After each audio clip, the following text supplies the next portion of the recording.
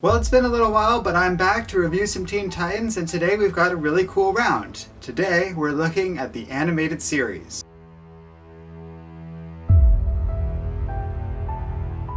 In the middle of 2003, at the tail end of a golden age of DC superhero animated shows, including the famous Batman cartoon and a successful series of spin-offs in Superman, Justice League, and Batman Beyond, a new series premiered. This one was a little different though. It was specifically prohibited from even naming Batman, let alone having him show up in any capacity. Instead, it stood on its own, not relying on the crisp and relatively realistic animation of the 90s DC cartoons, with a lot of that broodiness and seriously grounded art style taken away, instead opting for a new style heavily inspired by Japanese animation. It was going to be a lot sillier and more lighthearted in both its writing and sense of tone, but was still willing to get dark and serious as time went on. For this is the story of the Teen Titans. Now, it's hard to separate out my personal feelings on this one in particular. Though I was a little old for the series by the time it came out, I had a lot of love for those other DC shows growing up, and had pretty much seen all of Dragon Ball Z. It was just enough for me to appreciate exactly what this new series was going for, blending Western and Eastern animation while happily doling out plenty of classic Teen Titans stories. While my friends were quick to dismiss Teen Titans as being just for kids, I was just young enough of a preteen that I could still enjoy the show even if I understood the stuff wasn't really intended for me anymore. Because even back then, the show just kept impressing me and proving it was worth a watch, paying off and again with cool bouts of animation and strong writing throughout. By paring down our roster to just some of the most integral characters of the Perez and Wolfman era, we got an extremely focused team of Robin, Starfire, Raven, Cyborg, and Beast Boy. Robin had the weighted presence of being an unmistakable DC entity, which is good because for a lot of the audience, he's going to be the only character they recognize out of this initial crew. He's well written too, as we see him struggle to control this inner dark impulse throughout the show and is slow to open up with the rest of the team emotionally. Deathstroke, known only as Slade in this series, quickly recognizes this conflict and potential within Robin and seeks to exploit it, wanting to convert him into becoming Slade's apprentice in some of the best moments of tension in the entire series. Starfire is on the surface one of the more simple characters, as her fish-out-of-water sense of innocence is a source of a lot of funny little moments throughout the series, and not much ever really challenges that. She's kinda interesting in that regard, as aside from the obligatory Blackfire story, where she does need to learn to mature a little bit, her focus mainly becomes on interacting with the other group members. This does risk her devolving into just sort of a love interest of Robin, which kinda happens near the end of the series, but she really feels like more of the glue of the team, pursuing friendship with everyone and pushing them to be more considerate and open towards each other. Her character doesn't change much other than a step towards maturity that I mentioned earlier. Rather, everyone else learns to be a little more like her, each trusting each other and more openly relying on one another compared to where they started. Beast Boy ostensibly is the comedic relief, but kinda goes on to become the audience surrogate. He feels much more like a younger teenager becoming a superhero and just totally and absolutely loving it. His character is very far from empty though, as many episodes deal with his insecurities or difficulty fitting in with the rest of the Titans. Beast Boy often feels lonely, and that comes across pretty heavily when Terra shows up. Yes, this series covers most major storylines from the Wolfman and Perez era and does it really well. While it does have some shortcomings, this show's version of the Judas Contract is really well done and feels almost like as much of a gut punch as the original comic book version. Plus, the show never gets weird with things like Wolfman did. Slade isn't implied to be sleeping with Terra, nor does any writer stand-ins show up to marry one of the characters like what happened with Donna Troy. It's really good stuff because by filtering out some of the eccentricities of Wolfman's writing, we are unmistakably getting an improvement from the comics, even if you do kinda lose the original's punch a little bit in the process. Raven is such a great character, and the show doesn't really pull back from her nature in the comics. Not only is she just a truly unique female superhero as an unapologetic goth girl, her struggles against the never-ending source of trauma that is her father is really well done across a handful of episodes. It leads to not only some of the best and most memorable moments in the show, but in my opinion, the best character arc. It's so easy to root for Raven and hope she can break her demonic ties with Trigun because the show does a great job at getting us invested in that journey. We understand as an audience why she is the way she is because the show spends a lot of time demonstrating that. Because of it, she might be my favorite character in the series, certainly the source of some of my favorite episodes overall. Last up is Cyborg, and he's kind of like Starfire in that his character is pretty stable throughout the show, but he does open up a bit with everyone over time. He's the most mature of the group right out of the gate, and also kind of the most goofy one that eats a lot of stuff, so I feel he rarely gets the focus compared to other character-oriented episodes, but his stories when they show up are always pretty interesting and sometimes quite dark.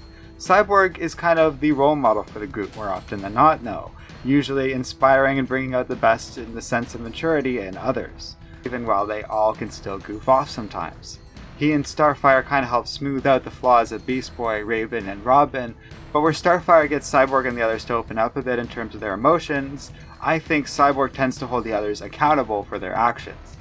It's an interesting balance the show strikes that I think serves it well. At first I thought I had kind of unintentionally stumbled onto a flaw when writing the script, but looking at other well-regarded television shows, this is actually kind of the norm. Lots of stories blend more static and stoic characters with more dynamic characters very effectively. For example, General Iroh in The Last Airbender show starts and remains quite wise, while his nephew Zuko has a lot to learn from him and grow in order to be his best self. This show in general reminds me a lot of The Last Airbender, with both shows heavily inspired by Japanese animation and then taking it in its own creative direction. Likewise, Starfire and Cyborg do a little bit of character development in the series, but are mostly there to challenge and change Beast Boy, Raven, and Robin into being better and addressing their own weaknesses. This isn't true of every episode, but it feels like the dynamic of the series in general and the broad trends of these characters. Most importantly, it makes for engaging character writing. I like these characters, and they feel, perhaps more than any other iteration of the Titans, like a real team that cares about each other and likes to spend time together. This is a really strong series in that regard, with a great sense of style to back it up.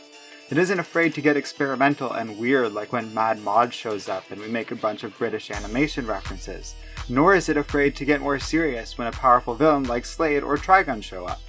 Everything about this animated series largely works in its favor.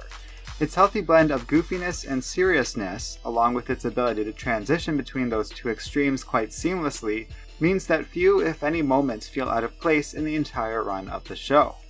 While some episodes are certainly memorable or stronger than others, I'm not sure if there's ever really a truly bad episode I can think of or came across when doing this video.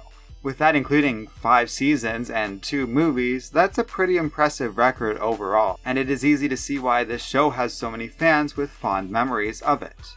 Sure, there is a bit of a trend in downward terms of quality, but still watchable and entertaining. The roster expands a lot and gives major Justice League Unlimited vibes for Season 5, but there just aren't as many memorable episodes as in the first 4 seasons. The Trouble in Tokyo film is okay, but has that same feeling of not quite being the same energy as the original show, and it was a reasonable send-off for the series, but it didn't compare well to the show at its best. Then, years later in 2019, after a lot of fan pressure, the Teen Titans returned for a crossover with the Go series. We'll talk about Go eventually, as it will get its own round, but I will say about this special little crossover movie here that it was a lot of fun and works really well as a bit of a reunion with the original animated series. The voice actors remain the same for both shows, and they provide a really good sense of continuity for these characters across the 21st century. Scott Manville's just got such a great and distinct voice for Robin that he really stands out well here, but Tara Strong also does an iconic Raven to the extent it's hard to buy anyone else doing the role elsewhere. Same with Carrie Payton's Cyborg, Greg Sipes' Beast Boy, and Hayden Welch's Starfire. The show wouldn't be the same without this cast, and that goes for its major villains too. Slade's memorable presence in the show is definitely informed by the fact that Ron Perlman is the one voicing him, while Kevin Michael Richardson's Trigon is easily as powerful as the demonic role demands. Mad Mod doesn't appear much, but when he does, he's voiced by legendary actor Malcolm McDowell. The Teen Titans had a powerful voice cast that, in my opinion, is on the very same level of influence and just as iconic as the DC animated universe from the 90s. The characters are all just so well cast for Teen Titans, and the show is so much better for it. So there's no point in beating around the bush for this one. I absolutely love the Teen Titans animated series and think it is one of the strongest takes on the team to date. The only reason it doesn't get an A+ is because it basically owes everything to the 2 eras that already got that grade. Teen Titans the show borrows a lot from the Perez Wolfman comics, but hey, if you're going to borrow from anything, at least they borrow from the best. It's not easy to adapt these stories anyway, since they were never adapted out of the comics when the show first came out, and really, I don't know if anyone could have done a better job with adapting these stories the way this animated show did. Certainly no one has done it to date.